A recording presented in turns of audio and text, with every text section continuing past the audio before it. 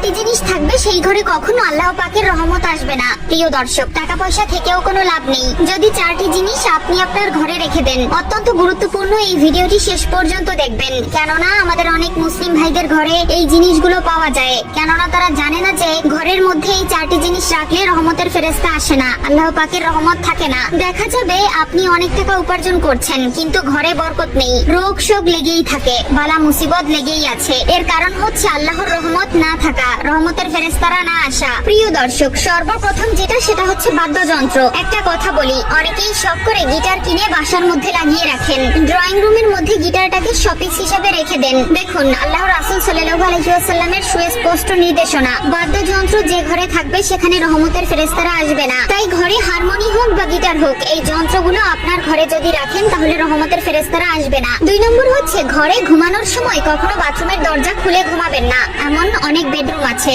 যার সাথে বাথরুমের অ্যাক্সেস আছে এবং বাথরুমের মধ্যে টয়লেটও আছে। একটা কথা মনে রাখবেন, টয়লেট হচ্ছে এমন একটা স্থান যেখানে ময়লা স্থানগুলোতে শয়তানের বসবাস হয়ে থাকে। আর আধুনিক জামানায় ফ্ল্যাট বাড়িগুলোতে আধুনিক মাস্টার বেড বা যে সকল বেডগুলোর সাথে টয়লেটের অ্যাক্সেস আছে সেখানে রুম এবং টয়লেটের দরজা একদম খুব কাছে। তো সবসময় টয়লেট থেকে বের হয়ে দরজাটাকে আটকে রাখবেন, কোনোভাবে দরজাটা খোলা রাখবেন না। দরজা যদি খোলা রাখেন তাহলে আপনার ঘরে, আপনার ওই রুমে রহমতের ফেরেশতা আসবে না।